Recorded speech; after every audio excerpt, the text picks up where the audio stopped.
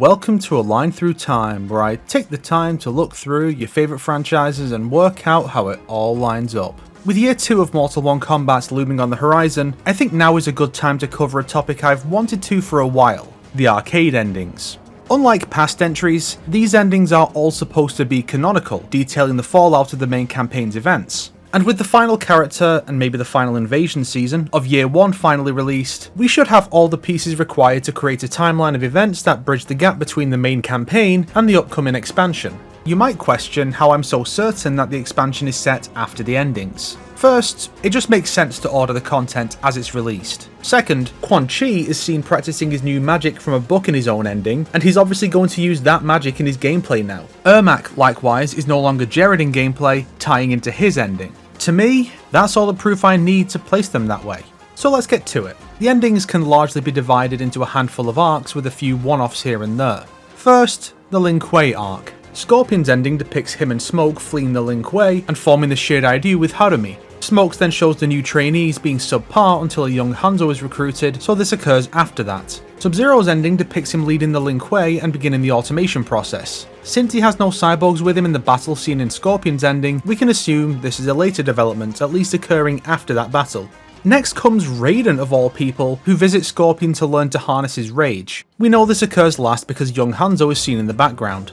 Now, what I have to say next may raise some eyebrows, but bear with me. I think Raiden's ending occurs after Season 1 of Invasions. Season 1 is clearly set sometime after Smoke's ending, where he calls Harumi Kuai Liang's friend and not his wife, and the two are then seen tying the knot in Season 1's opener. That much is firmly canon. You may think this isn't canon because the Cyber Lin Kuei are attacking Scorpion and Harumi's wedding in the expansion, but maybe they just put it off after Hanzo interrupted the first attempt and unluckily got invaded on the second date they set as well. But I don't know why Raiden would seek out Kuai Liang Scorpion, who has no rage he must control that would suggest he can help Raiden harness his own, but Hanzo does. And Raiden is right there at the end, restraining him and observing Liu Kang's plan to reform him. Hell, he may even be the one who fought him based on this. And you may notice that he stopped showing up in Invasions for a while after, unless the vampirized boss Raiden from Season 2 is him, but he's not seen in the ending and there is a vampirized Sindel too, so it's hard to say. It could contribute to his desire to harness his rage though. Either way, I think Raiden concludes that Scorpion is the ideal person to help him as a result of facing Hanzo's fury, regardless of who is under the mask.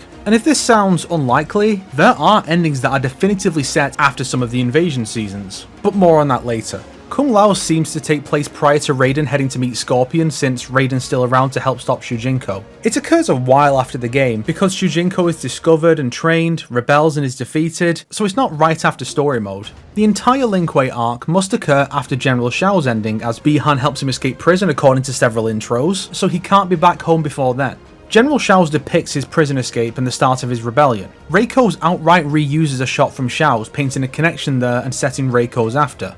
Kitana's ending depicts her being assigned by Mileena to lead the Outworld armies and battling Shao's forces. Presumably, it's the defeat scene here that leads to Reiko attempting to tame Onaga, so Kitana slots in between those. These three must occur prior to Season 3, as Kitana is seen leading her army there, and she also may be too busy dealing with Shao to help against invaders prior to her cameo in Season 2, after which point she becomes a regular in Invasions. The Outworld Politics arc begins with Sindel, whose ending depicts her becoming part of Ermac and helping Jared to maintain control, while setting up the potential for them to lose that control. This occurs during the main story. Baraka and Mileena's endings depict shared events, Mileena striving to improve the lives of the Tarkatans and revealing her own infection. His fleshes out the setup more, while hers focuses on the aftermath. Tanya's ending sees her weed out the corruption in the Umgadi and exonerate Li Mei, paving the way for her ending. Reptile and Li Mei's open showing a shared knighting ceremony, just from different angles and with a few differences, so they seem to be set together. Reptile is assigned as the new Zoterran emissary, which presumably occurs prior to Baraka using him as a go-between to meet with Mileena, setting the knighting stuff first and the Tarkat second. Meanwhile, Li Mei changes jobs temporarily, which would place her leading the Imperial Police after Shang Tsung in his ending, either before or after hers, not during. I'll assume Tanya's ending takes time, and the chase for Shang occurs around the same time. Then the knighting ceremony once he escapes Li Mei, and then Reptile helps with the Tarkat stuff. Ermac's ending sees Jared lose control to the collective and go rogue, setting this after every other appearance he makes. He then frees Quan Chi from his cell, allowing the Sorcerer's ending to occur. He's depicted in his fortress here, as he is in Ashura's ending, where she assaults him to save Serena. I assume Quan Chi's occurs first, as he'd most likely relocate after a raid. I know he didn't do this in the last timeline, but how else do you order these two? Yes, Serena is absent from Quan Chi's ending, but given that he's just killing a follower of lower value in some experiment, that means nothing.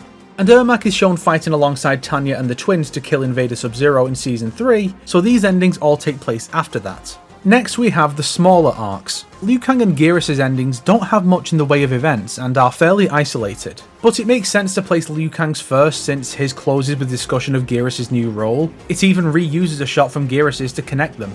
With Geras being captured by Titan Havoc in the expansion, I wonder if this ending occurs after he's saved from Havoc, or if Havoc abducts him from his throne. I'll assume the latter since these endings speak of the campaign as a recent event, with that being cited as the reason for Geras to become the timeline's guardian, so Geras is presumably the one to warn Liu Kang of the invaders, and only rarely gets directly involved himself.